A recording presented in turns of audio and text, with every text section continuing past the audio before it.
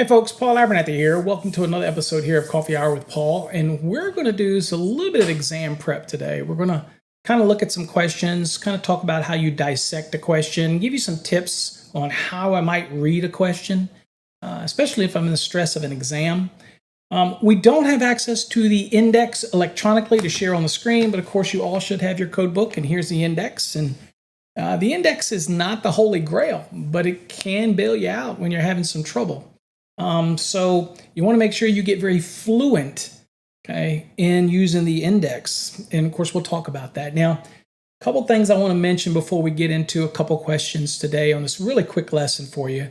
We want to make sure that you understand that when you get access to a set of questions, whether it's 25 questions, whether it's 100 questions, 50 questions, it doesn't really matter.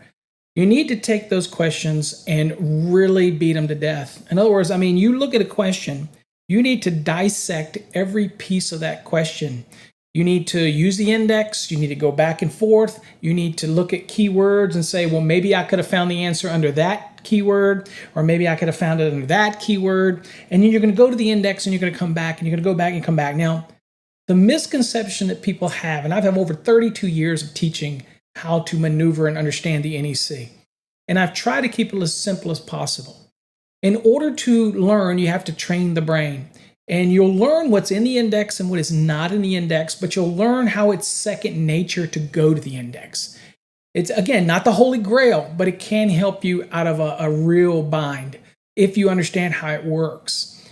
Every question on an exam should have some point of it that will get you somewhere. And it's not going to be exact, but something in it should lend you to knowing where you might go into the index, or you just have to use what we call trade knowledge.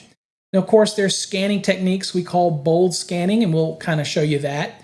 And there's deductive reasoning, is removing the obvious and then increasing your odds. And of course, there's another video I have out called the 3-wave method that kind of shows you the right way that you need to tackle an electrical exam. But if anybody ever tells you that if you get a set of questions, if they tell you that you have to try to time yourself when you first sit down with these questions, if they tell you you have to time yourself so that you do them in under 2 minutes, don't listen to that educator. They're setting you up for failure. Now, if you've been studying, if you're in a structured program like our Fast Tracks program, which gives you extensive training on the NEC, then that's fine. You can use exam questions to test your skill right there in the last 2 weeks or so before your exam to really start honing those last minute skills and give you that confidence. But up until that point, you do not want to take a question for advantage. You don't want to take it and just not use it for its full value, I guess what I should say. And so we're going to show you how you would do that. And you need to do that with every question. And it might get frustrating at first. You might say, well, I feel like I'm spending too much time on a question. That's okay. Because you're learning how to look at a question and start focusing on a question. And the number one thing that people have trouble with is reading comprehension. So if you can fix that reading comprehension, the ability to look at a question, to read it, understand that there are triggers in there, and even the answers may be relevant triggers. We'll see that probably on a couple questions today. And it's okay if it takes you a long time. That's all right. You're still learning. So let's jump on into a couple questions. I gave you a bit of a pep talk there, but let's go on and jump into some and see what we've got. Okay, first question we're going to look at here today. It says, a metal underground water pipe may serve as a grounding electrode where it is in direct contact with the earth at least blank feet or more. Okay, now remember, you may know the answer right off the top of your head. And if you were doing my 3-wave method, then you're going to answer that question and you're going to move on. Okay? That's fine, because in that first wave, you're going to answer what you know. You're going to mark electronically ones that you take a minute or so that you can't find. Just mark it electronically and go on to the next one. Do not get bogged down on a question. You will have time, if you follow that process, you will have time to spend a little more time with that question. And you might find that you find the answer while you're looking up other questions throughout your exam. So that's what we want to focus on. So let's look at this real quick. So a couple things that stick out to me here is we're talking about a metal underground water pipe electrode. Okay, that's a grounding electrode. And it tells us right here, grounding electrode. And it's asking about what does it take for a metal underground water pipe to be a grounding electrode.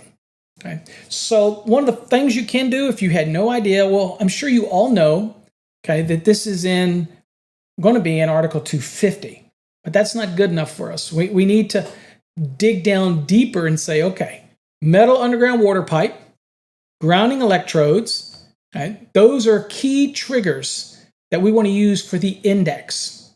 So you want to pause this video, that's fine. You can go to the index. I'm going to let it roll, and I'm going to go to the index as well. I have an index right here. I do not have an electronic one because NFPA does not make the index available. That's because it has a search feature, but that doesn't do much for us educators who like to use the electronic version. Okay, so we need to use the index. So the first thing I'm going to say, here's how we dissect. You ready? Now this is a simple one to dissect, but I want to use it because it kind of illustrates what we're talking about. So the first thing that we'll dissect is metal underground water pipe. That is exactly a type of electrode. So we're going to go back to the index and we're going to see if there's anything under metal underground water pipe. So I'm going to go back in here and see if there is anything in here that might have to do with a metal underground water pipe. Now, it may or may not be in here, but that's the whole point of why we're doing it. All right, so we're going to look here and say, is there anything that looks like metal underground water pipe? Okay, I don't see anything that says that. And you're saying, Paul, I knew that wouldn't be back there. Well, that's okay. Now you always will know that if you get a question about metal underground water pipe, later you're going to know exactly what section to go to in the NEC because you'll just get better. I promise you, you'll get better. And if you're a fast track student, I know you've gotten better. So in this case, the metal underground water pipe didn't help us in the index. So the next we would look at and say, okay, well, what about grounding electrodes? Okay, so I'm going to go into the index, and you need to do it too. I encourage people when they're studying with me in these episodes that you have your code book in front of you, and you can pause the video, or you can just do it along with me and see if you beat me to it.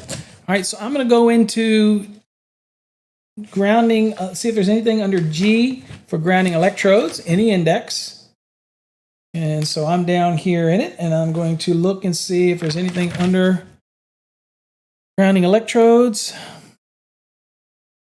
And you do it too. So let's see here. I have grounding conductors. I have a grounding electrode conductors. I have grounding electrodes, which says to see electrodes. Okay, so we've learned that our electrodes, and some may be specific, have references in here, but we're learning that we needed to, when we're thinking about grounding electrodes, we need to go to where? We need to go to electrodes. So we're going to go to electrodes. That's in E. Now let's go on and go there. Now, granted, if you already have some knowledge of the articles and the sections, I know I serve on Code Panel 5. I know exactly where to go. That doesn't help you if you're new to this and you need to learn the skills of dissecting a question. Remember, when you're starting out, it's not about the time. It's about being able to learn the index, learn what may or may not be in there. We've already learned some key things here. The metal underground water pipe isn't in the back, and then grounding electrodes is not in there. It sends you to electrodes. So we're going to go look under electrodes, see what we see. And I see electrodes. And under electrodes, I notice that it's going to set different ones. And I see metal water piping. All right. And I'm looking under it. Now, this is interesting. Okay. So if you're used to this and you're following along with me, you look in there and you see there's a .30 under metal water piping. And then you see there's also .52. So you'll get better, trust me. You'll learn that the .30s is talking about separately derived systems and things like that. And the .52s or the .52 is under grounding electrodes, right? It just takes you time, but you will. Because what you're going to do is you're going to dissect this. Here it says metal water pipe. So you would have gone to 250.30 and looked at it, and you would have said, well, okay, I get it. That's separately derived system. Then you would have gone to 250.52, and you would have gone, hey, that's grounding electrode types, different ones, different list of ones. And A1 happens to be the water pipe type grounding electrode. So that's how you would do it. Now, we don't stop there. Those are just two, and that's how it would have got us there. We look to see if there's anything else that would have helped us in here. Maybe what else might be in the back. So I see it's about the best we can do with that. I got electrodes. I don't see anything else in there that would help us. So I think those are probably the best two we're gonna go to. Okay. So in our case, we would go to the code, and I wanted to show you if you had gone to those two, where you would be. So the .30, let's go to there, just to show you. And once you show you, you will forever understand. So we'll go to 250.30. And so if my question in 250.30 had been about separately derived systems, then I now know the difference, right? So 250.30 here, it says separately derived systems, alternating current. So if I'm dealing with separately derived systems, transformers, things like that, then I know now when I'm talking about a water pipe ground and I see the .30 in 250, I know that that's separately derived systems. And it could be for transformers and things like that. The key here is now you know, and it makes it easier, and you'll forever remember, okay, I get a question, I'm stressed out. If it's separately derived system, it's talking about a separately derived system, and it's asking me about the grounding system, okay? Then I know for those, I know that it's .30. Now let's go on to the .52A1, and you'll see the difference. Sorry for my scrolling. If for some reason link is not working with the little drops underneath it, I don't know what's going on with it today, but that's okay. We'll get there. All right, so here is 52. And this is the grounding electrodes. Okay? And here's A1. And that's what it was in your index. A1, 250.52A1. And here's your water pipe. Now, when we say additional triggers, once you get there, bold scanning would be if we had gotten here and we're looking for metal underground water pipe, we would have scanned it, and we would have seen metal underground water pipe. And then the next, we would use the answers, and we know it's got to be an 8, a 6, a 12, or 10. And really quickly looking through here, we see 10. Okay, so that would tell us trigger 10. So we go back to the question, and we answer 10. And there we go. All right, remember, this technique is, if you want to do time and somebody tells you to do time, that's great. Do that in the last 2-3 weeks before you're ready to take your exam. Until then, relax. Dissect the question. Look up all the possible ways. Beat that question to death. That's the best way to learn. I've been giving this advice for over 30 years. I've helped thousands and thousands of people pass their exams and learn the NEC. This is how you do it. You dissect it. We've learned some critical things about the index while we did that little exercise. Okay, so let's go on to the next one. Okay, so this one, it says, when calculating the demand load for a one-family dwelling, what total minimum volt amperes must be included in the calculation for the required small appliance and laundry circuit loads? Okay, so again, typical question that comes on exams, wanting to make sure that you understand. And by the way, this wouldn't matter if it was a single family dwelling, 2 individual dwellings of a 2-family dwelling, or if it was the individual dwelling units of a multi-family dwelling. Okay, same concept. And it also doesn't matter whether it's an optional or the standard, the same VA values are going to be utilized for both. So this is something you just ingrain in your head, but we're talking about a calculation, right? So where in the code talks about calculations? You got it. Article 220. That's our calculations article.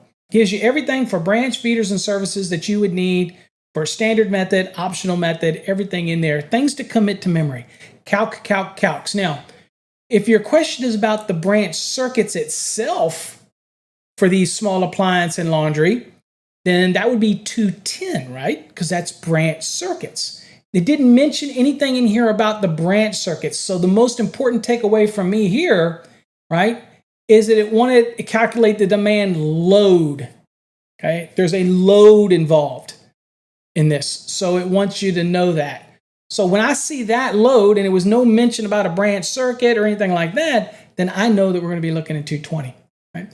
Now, you can go to the index and shuffle around for it. Small appliance, maybe that's the dissect it and use a small appliance branch circuit and look in the back. Maybe you look for laundry circuit in the back. But me, I know that this is in 220. And I also know that it's kind of fairly close to the front of 220, right? So we're going to kind of go look at that. So let's go on and go into 220. So I've got my code book here, and I'll go into it. There's 220, right? So interesting thing about this pictograph here, this infogram here that you see, you'll notice that the general is general provisions. It's in part 1, branch circuit load. So branch circuit load calculations, right here, load right here. And our question is asking about calculate the demand load for a one-family dwelling. So we're not asking about the branch circuit. We're asking about the one-family dwelling, right? So key things to remember here is that unless they state optional, you're going to always use the standard. Of course, in this case, the VA values are not going to matter, but you should always remember that they're going to, they have to give you the information, but it's always considered the standard unless they state otherwise to use an optional method. So standard being the general way to do it in part 3, and then the optional is in part 4. Okay, so let's go on. So at this point, we can go on because we're looking specifically for what? We're looking for small appliance and we're looking for laundry. So we can go to part 3 of this. So I'll go on in and jump us down here and get us to part 3 because we're doing a load calc. If I can, let's see here. Get me back to the beginning of it. Bear with me.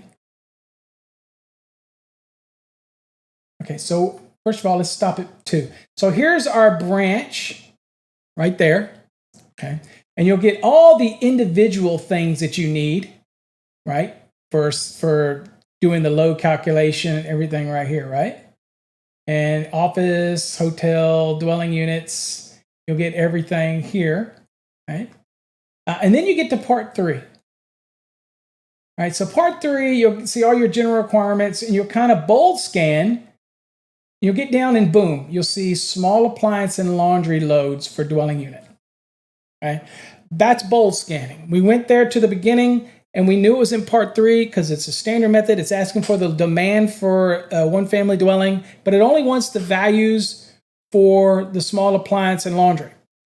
Now, some people ask me, well, what about the 3 VA per square foot? That's not what it asked, and it didn't give me the square footage, so there's no way I could ever calculate that. So don't let that creep into your head. That's irrelevant to the way the question. Always answer just the question. That's it. Don't try to put reasoning into it in logic. Just answer the question. So in this case, here we see what it says. It says each dwelling unit, okay, for the small appliance, says each dwelling unit, the load shall be calculated at 1500 VA for each 2-wire small appliance branch circuit covered in 210.11c1. Of course, if you know 210.11c1, that's the one that requires a minimum of 2, right? That's in branch circuit, tells you the number. You got a minimum of 2. Could you have more than 2? Absolutely, but have to have a minimum of 2. And it tells me that they are what? 1500 VA each, right? So we have to have a minimum of 2. So that's 1,500 for this. That's 3,000 right there just for the two 1,500 small appliance branch circuits, okay? And then you go down here. Remember it said for laundry.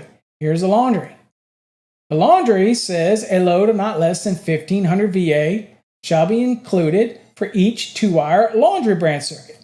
And remember, if you install more than 2, that's $1,500 each. Same with the small appliance. 2 minimum. If you put 3 in, it's $1,500 times 3. Remember that now. So in this case, it's just the bare minimum. So we had 1,500. Since they're all 1,500, we can just do 1,500 times 3. And that's 4,500. Okay, so let's come back to the question. Here we're at the question. And let's go and click that. And there you go. That's correct. And there's the math logic right there. 2 small appliances, 1,500 each. That's 3,000. And then you have the 1 laundry, 1,500. Okay. So 4,500 total. And that was our answer. All that question did, folks, was ask me, what is the demand load that I have to contribute for the small appliance and the laundry loads? Well, we don't have enough information to do anything other than pull the VA value specifically directly from the NEC. And that's it. There's nothing we can apply. We can't apply any real demands. We can't do any of that because we don't have all the variables. All we're doing is answering the question, and that's all you need to do for that. Okay, so that answer there is 4,500. Okay? You're doing great. All right, the next question is, underwater luminaires installed in swimming pools are required to have GFCI protection if they operate at a voltage greater than blank. Okay, so you have greater than the low voltage contact limit, 50 volts, 120 volts, or 15 volts. So the question here is talking about GFCI, right? And it's talking about underwater luminaires, right? Those are triggers. And it's obviously swimming pools. So swimming pools are going to tell me that this is going to be in what article? That's right. It's going to be in 680.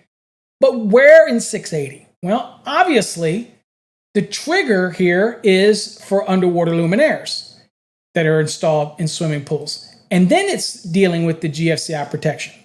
So we could use our index, and let's say we can look up what? Remember, we're dissecting. It's not about speed. You might already know the answer to this one, but you need to get used to the index. You need to get familiar with it. So let's say I'm going to use, the first thing I'm going to do is underwater luminaires. So I'm going to go to my index, and I'm going to go and see if there's anything under underwater luminaires. And this is what we mean by dissecting out the question. Okay? If you don't think this works, then you obviously have never taught code or understand the learning train that people have to go through in order to lock something long-term into memory. That's why going to these weekend crash courses just don't work. They work for a brief moment, then you forget everything. You're not banging it into the head. You're not locking it in there so it becomes repetitious. Okay? The ballistic approach to learning the National Electrical Code takes a little time up front, but it pays dividends in the end.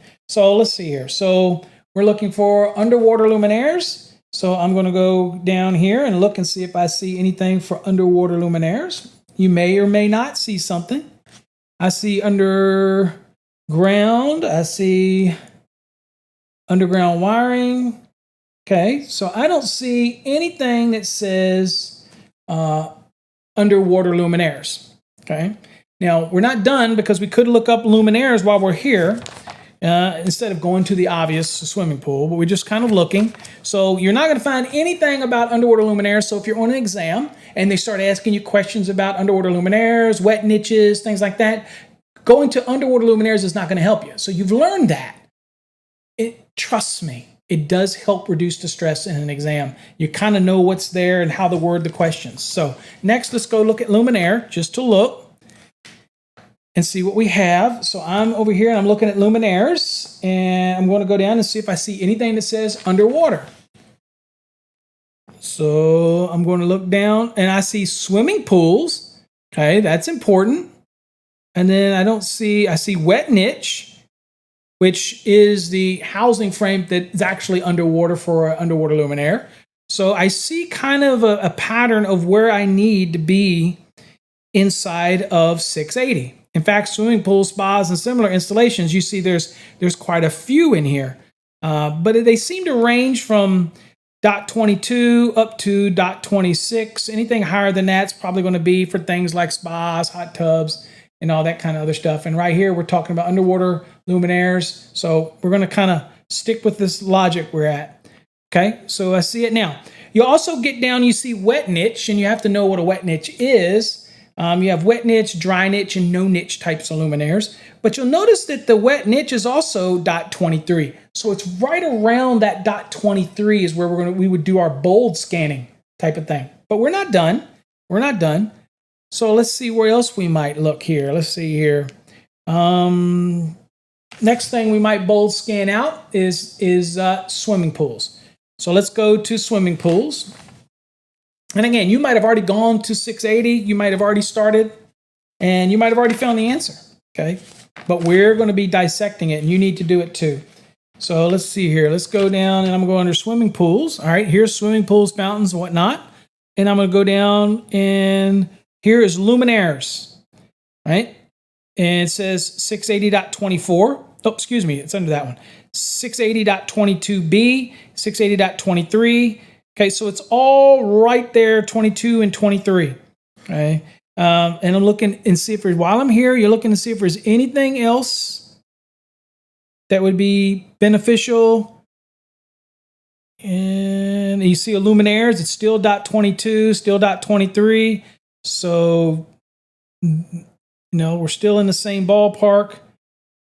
Okay, all the way at the end, you see underwater luminaires. .23, .26, .33, and .43. Okay, so all you need to remember is when you're in an exam, you get scratch paper. One of the techniques that I use when I was doing exams is that I know that I'm in 680, but all I'll do is I'll write down .22, .23, just like that. You can't see it. But I'd write that down on my scratch paper so that I remember where I'm at. And so then I'm done at that point. I know that I need to be. So I'm going to go to .22 and I'm going to start bold scanning, and I'm going to look for the reference to GFCI. I'm going to look for the reference to the voltage. All that type of stuff are triggers for me. So get your code book, and I'm going to go with us. We're going to go over to the code book, and we're going to go to 680.22. So we're right here. And let's see here, go to 680.22. And scroll down. And be careful when you're going there. You want to be right now. So, okay, so here we go. 680.22. All right. All right, so the question is about GFCIs, very specific. So here I am, and I'm looking, and here it's talking about receptacles. All right. So obviously that GFCI is for receptacles. Here's the luminaires. All right. GFCI protection. Okay. All this right here. Now, again, this is distances and things like that. I'm looking for voltage. Okay. So voltage, listed low voltage are not required grounding, not exceeding the low voltage contact limit. Okay. All that type of information. So I'm kind of just looking down. Now, 23. That is underwater luminaires. Very specific to what we were looking for. All right. So now my trigger is the voltage. GFCI protection.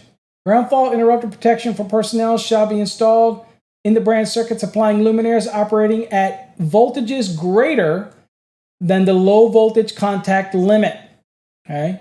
Now, it also says no luminaires shall be installed for operating on supply circuits over 150 volts between conductors. So which one did our question ask us about?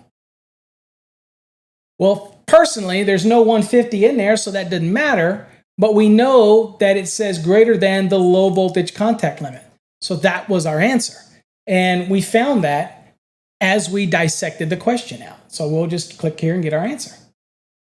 And there it is right there, 680.23A3. The other neat thing about our Fast Tracks program, and we buy these questions, we don't write these, we buy this package to make them available to you. There's over 800 of them. Plus there's another 500 or so that are in our competency reviews. So those are only available to people that are in our course, that type of thing. So here, that's the answer. And the neat thing here is 2017 and 2020, excuse me, both of those have the same code reference. So there was no change for that one. All right.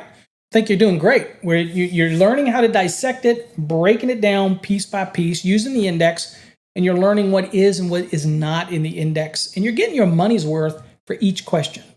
Okay? All right, next question.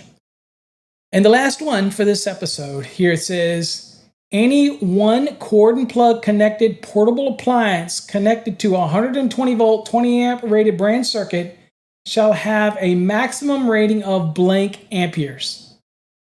So any one cord and plug connected portable appliance. Okay, any one. Okay, any one cord and plug connected portable appliance connected to a 120 volt, 20 ampere rated branch circuit shall have a maximum rating of blank amps. Where would we find that? Okay, so a couple things that we want to look at here. Again, this is talking about what? A branch circuit. So that's going to send me a trigger that, okay, sounds like a branch circuit, and I'm plugging this cord and plug connected appliance into this branch circuit. Okay, makes sense. And so I need to be looking in branch circuits. Now, how do I dissect this one? Other than to go to what? Article 210, because you've done your flashcards, you've gotten familiar with doing that, you've probably gotten really good at it.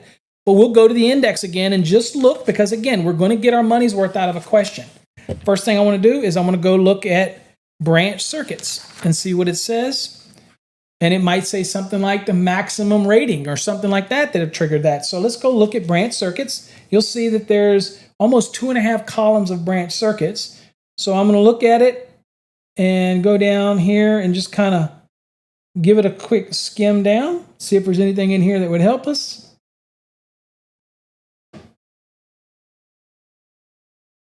Okay, now you'll notice you see maximum loads, 220.18.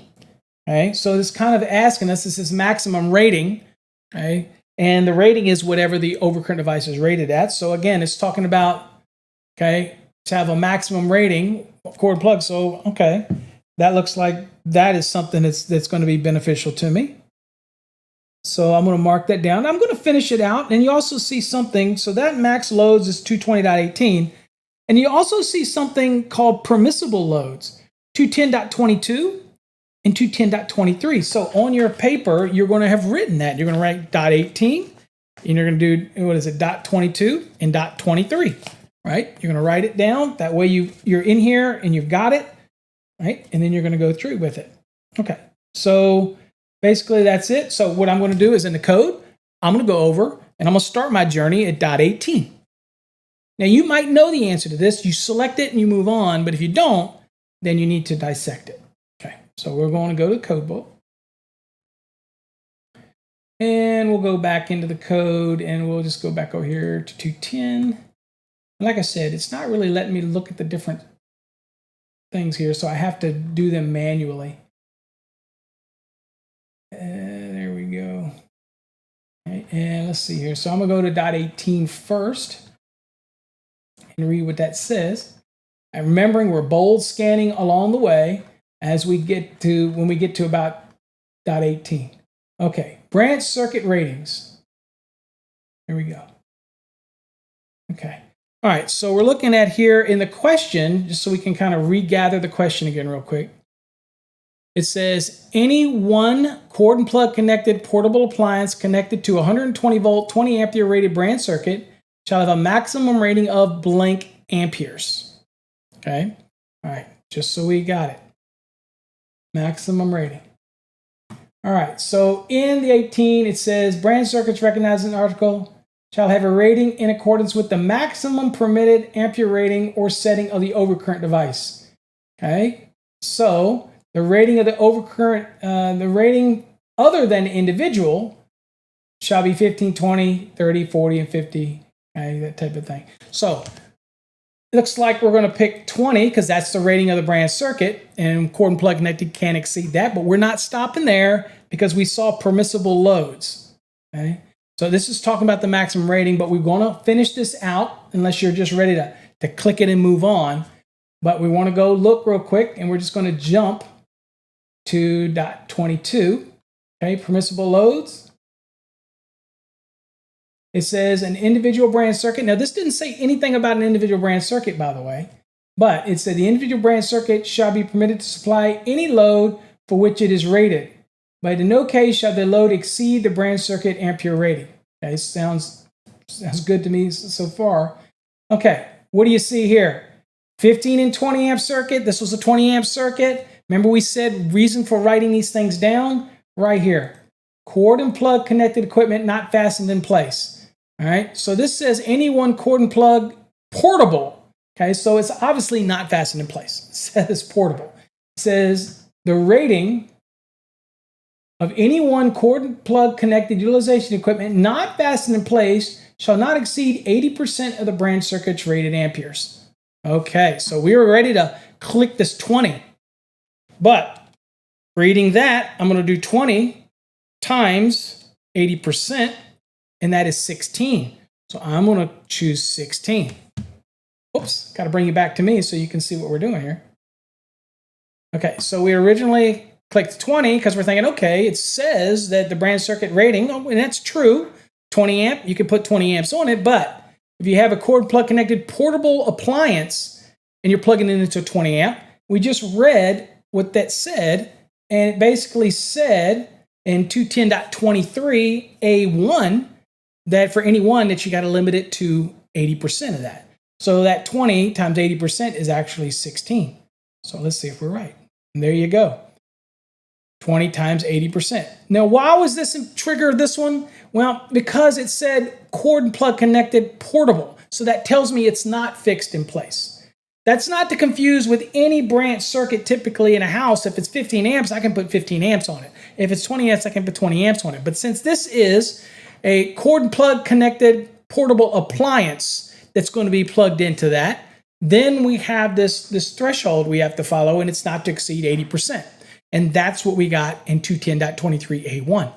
So you kind of got to go through that logic train, and we kind of did that. That's why we had the 18, the 22, and the 23, because we had to make sure that we're already there once. We went in the index. You might as well write them all down in that area that might be beneficial to you. And then you want to remember how important it is to bold scan. We want to use what's in the question to help us get where we need to get. Okay. Hopefully that's helped you out, made it a little easier for you. Look, exams are not easy. They're not designed to be easy. They're the gateway, right? They're the gateway to get you past from one level to the next. And we want to help you do that. If you find that you struggle with questions, you struggle with understanding and dissecting, and you need that little extra effort, then think about our Fast Tracks program. And I can tell you right now, there is no better program on the market. For the money, you get access to me on Wednesday nights. You get all these questions. You get the access to the Sparky Hub to post your questions. You got the Wednesday night where you can come and join us and ask your questions. I'm always there to help you anytime you might have any trouble in the program. And I can tell you, we put a lot into this program. Every competency review you do, and these aren't the competency reviews aren't these. They're not multiple choice. You have to actually fill them out. It's a struggle, but it's supposed to be that way. It's going to make you better. We cover calculations, the general information. We cover 1 and 2 family, multifamily, other than dwellings. We really get into the weeds, and it's tough, but people come out of that successful. So hopefully you'll check it out. Again, the address is right there, fasttracksystem.com. We have a demo. Watch our demo, and you can see what's in the program and see if it's beneficial to you. I'm always here to answer any questions. Just go to our website, fasttracksystem.com. More than happy to answer those questions for you. All right, folks, hopefully you got something out of a quick lesson today. Dissect the questions. Take the time. Don't let anybody tell you you have to rush through them. They're your questions. Take your time. There will always be time for you to speed test yourself, but that's usually the last 2 or 3 weeks before your exam, just to build that confidence in your speed. Till then, learn how to be able to look at a question and dissect it. Identify it. That's going to help you become a better test taker.